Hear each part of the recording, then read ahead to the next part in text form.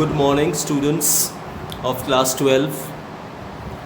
Well, today I'm going to teach you the chemical properties of ether. In the last chemistry class, I have taught you the preparation of ether, and today I'm going to teach you the chemical properties. So please be attentive. The first property that I am going to discuss with you is reaction of ethereal oxygen, and the first property that we are going to discuss is action of air or formation of peroxides. Please write down this statement which I have written. On exposure to sunlight, ethers slowly react with oxygen from air to form hydroperoxides or peroxides, which are explosive. Please write down this reaction carefully.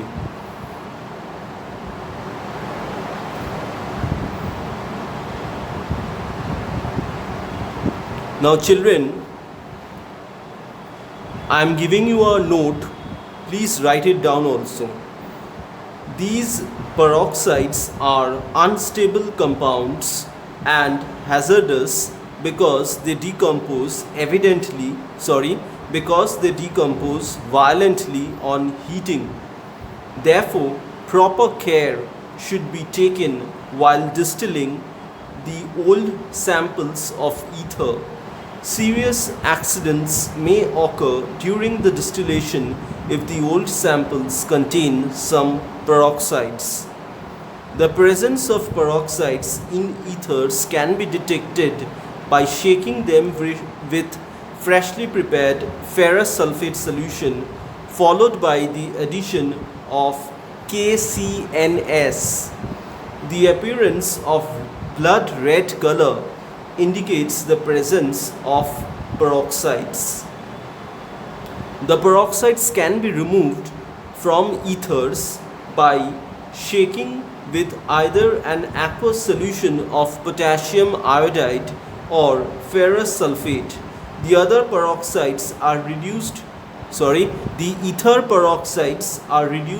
to ether, and iodide ion is oxidized to I2, or ferrous salts are oxidized to ferric salts. The ferric salts thus formed are removed from the reaction mixture by washing with water. Iodine is removed by first shaking with sodium thiosulfate and then washing with water. The resulting ether is dried over anhydrous calcium chloride and then distilled to get peroxide free ether. So this is an additional note which I am giving out to you. Please make sure you write it down in your exercise copy. The next property that I am going to discuss is action with concentrated acids. Please write down this reaction first.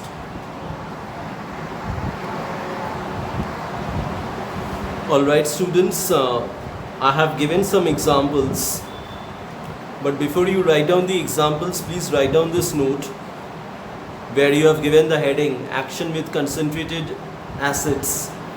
The oxygen atom in ether molecule has two lone pair of electrons. Therefore, ethers act as Lewis bases and dissolve in cold concentrated mineral acids H2SO4, HCl close bracket to form salts called oxonium salts. You must have written the generalized form of the reaction which I have given before. Now you can write down these examples which I have written on the board. You can see that there are two reactions, one with cold H2SO4, cold concentrated H2SO4, and the next with cold concentrated HCl. Please copy down these reactions. Also note down, this reaction can be used to distinguish between ethers and alkanes because alkanes do not react with dilute acids.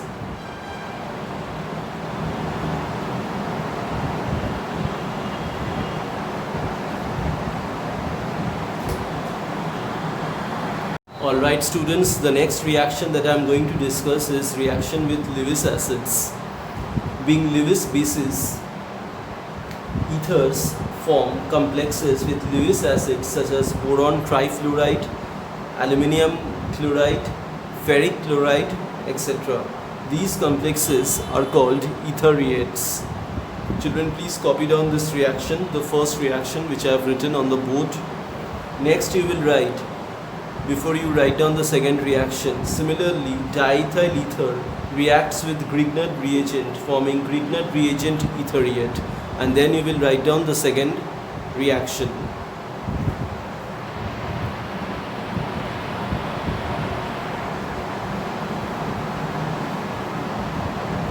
Then you will write, due to the formation of the etheriate, Grignard reagents dissolve in water. That is why Grignard reagents are usually prepared in ethers. However, they cannot be prepared in benzene because benzene has no lone pair of electrons and therefore cannot form complexes with them. Alright students, this is the next category of reaction, reactions involving breaking of CO bond. Now children, please write down whatever I am dictating. Ethers are the least reactive of the functional groups. Carbon-oxygen bond in ethers can be broken under drastic conditions as given below. Number 1, reaction with halogen acids. Please write down. The carbon-oxygen bond in ethers can be broken by heating with hydroiodic acid HI and hydrobromic acid HBr at 373 Kelvin to form an alcohol and an alkyl halide. Please copy down the generalized form of the reaction. ROR plus HX at 373 Kelvin forms ROH plus HX. Example, CH3CH2O CH2CH3, which is diethyl ether, reacts with hydrogen iodide at 373 Kelvin to form ethanol. Formula CH3CH2OH plus ethyl iodide CH3CH2I. However, please write it down. However, if excess acid is used, the alcohol first formed reacts further with the halogen acid to form alkyl halide. Write down ROH plus HX at 373 Kelvin forms RX plus H2O. The overall reaction may be written as ROR plus twice HX at 373 Kelvin forms twice Rx plus H2O, where HX is actually HI or HBr.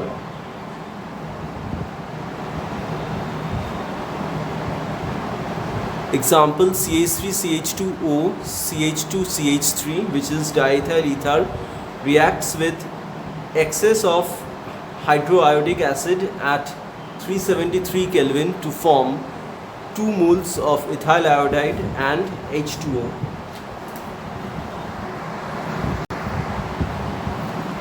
Alright students, now I am giving you a short note on reaction with unsymmetrical alkyl ethers.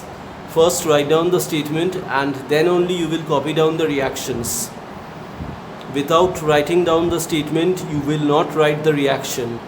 I repeat, without writing down the statement, you will not copy down the reaction. Right. In case of unsymmetrical ethers having two different alkyl groups, the alcohol and the alkyl halide formed depend upon the nature of the alkyl groups. If primary and secondary alkyl groups are present, then the reaction occurs by SN2 mechanism. The halide ion attacks the smaller alkyl group because of the less steric hindrance. Thus, in case of unsymmetrical ethers with two different alkyl groups, the site of breaking is such that the halide is formed from the alkyl group which is smaller in size. For example, you will copy down the first two reactions. The first reaction shows ethyl methyl ether reacts with hydrogen iodide at 373 Kelvin to form a mixture of methyl iodide and ethyl alcohol. I hope you remember the formulas. The second reaction, isopropyl methyl ether, reacts with hydrogen iodide at 373 Kelvin to form iodomethane and propan-2-ol. Remember, propan-2-ol is a secondary alcohol.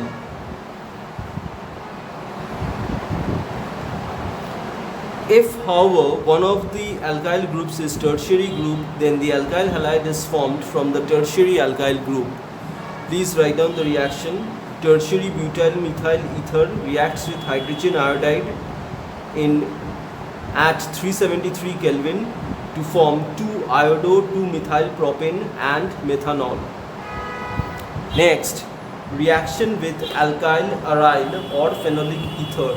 Now with alkyl aryl ethers, that is phenolic ethers, the reaction always gives phenol and a molecule of alkyl halide and not aryl halide and alcohol. Please copy down the reaction. Children, I am giving you a short note. Please write it down. In case of anisole,